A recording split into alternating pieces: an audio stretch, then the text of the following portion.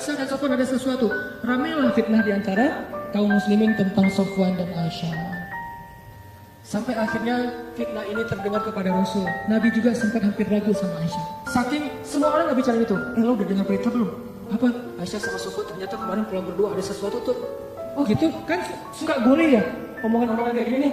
Bisa ditambah-tambahin, patchingnya ditambahin. Jadilah patchingnya banyak. Makin banyak patching, makin sedap. Makin susah untuk berhenti kan? Nah gitulah bos. Akhirnya viral, jadi trending topik di Madinah. Aisyah dan Sofwan ada affair. Sampai ada seorang sahabat, kalau nggak salah namanya Abu Ayyub, pulang ke rumah, nanya ke istrinya, "Mah, udah dengar berita yang lagi trending topik belum?" "Udah Pak, Mama juga baru buka Instagram," kata istrinya. Mama punya Instagram kok, Bapak gak di follow? Bahaya.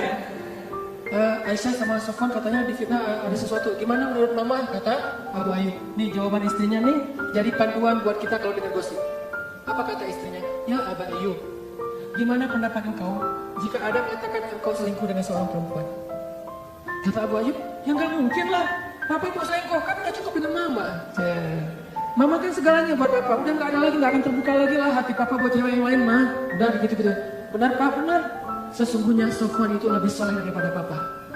Kalau Papa nggak mungkin selingkuh, maka Sofwan juga nggak mungkin. Oh gitu? Ya deh.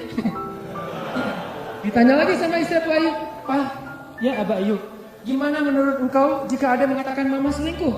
Kata Abu Ayyub, "Nauzubillah, nggak mungkin. Papa percaya banget sama Mama. Mama tuh kan cewek yang paling setia, yang menjaga diri segala macam." Kata istrinya, "Sesungguhnya Aisyah lebih soleh daripada Mama. Kalau Mama aja nggak mungkin selingkuh, apalagi Aisyah." Coba, gampang kan menyelesaikan masalah kayak gini? Ada isu, sesungguhnya dia lebih soleh daripada kita. Kalau kita aja nggak mungkin, pasti dia lebih nggak mungkin lagi. Gitu caranya. Husnuzon. Tapi di luar berita itu tetap berkembang.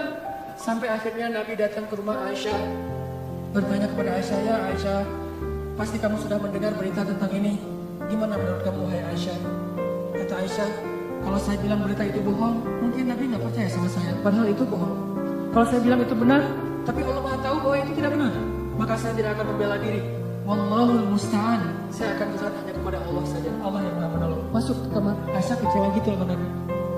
Karena Nabi dianggap nggak ngebelain Aisyah. Nabi juga bingung, benar nggak? Emang kan itu saking parahnya berita ini. Nabi juga bingung, hampir aja Nabi menceraikan Aisyah. Saking luar biasanya fitnah. Gak lama kemudian Nabi dalam keadaan sedang sedih, sedang rasa perasaannya itu lagi kacau banget.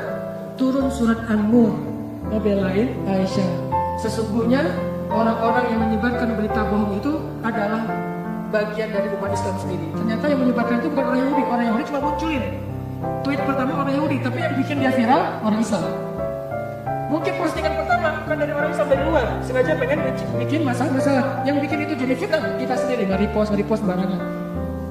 Mungkin nggak ada masalah sebetulnya, kita aja yang membentur-benturkan. Sesungguhnya yang membawa berita bohong itu adalah orang Islam sendiri. Maka katakan kepada mereka, jika kalian tidak bertobat, sesungguhnya itu zalim yang paling besar. Janganlah kalian meringankan ucapan kalian, meremehkan. Sesungguhnya di sisi Allah itu dosa besar, dan seterusnya. Satu halaman penuh ayat turun untuk ngebelain Aisyah. Bayangin, satu halaman di surat An-Nur khusus tentang Aisyah. Akhirnya Nabi pas dapat ayat ini, ngumpulin para sahabat, ayo kumpul. Nabi pun membacakan ayat itu, para sahabat bertakbir, Allahu Akbar. Ternyata sudah turun tabayyun dari langit, bukan dari bumi. Klarifikasinya, yang membersihkan nama baik Aisyah dan Sofwan, Allah Subhanahu wa Ta'ala, langsung dari Allah. Sehingga akhirnya Nabi pun datang ke rumah Aisyah, nyari, "Ya Abu Bakar, sudah turun ayat. Mana Aisyah?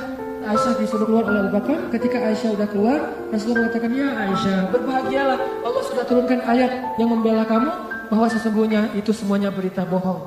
Aisyah pun masuk lagi ke kamar dalam keadaan ngambek. Abu Bakar masuk ke dalam, "Aisyah, kenapa masih ngambek sama Rasulullah?" "Udah, ucapin terima kasih sama Nabi." Kata Aisyah, "Enak aja, ngapain saya minta terima kasih ke Rasulullah? Kan yang biasa saya Allah. Udah, biar aja orang itu." Kata Aisyah, coba. Apakah Rasulullah marah? Enggak. Kata Abu Bakar, "Ya Rasulullah, Aisyah lagi ngambek, gak mau ketemu." "Ya udah, gak apa-apa. Memang Aisyah pantas untuk melakukannya." Nabi pun pergi. Biarkan Aisyah menyelesaikan, merecovery dulu perasaannya. Selang beberapa hari Nabi datang lagi, udah normal lagi. Orang dibela sama Allah sampai turun ayat satu halaman. Kok bisa kayak gitu? Apa rahasianya?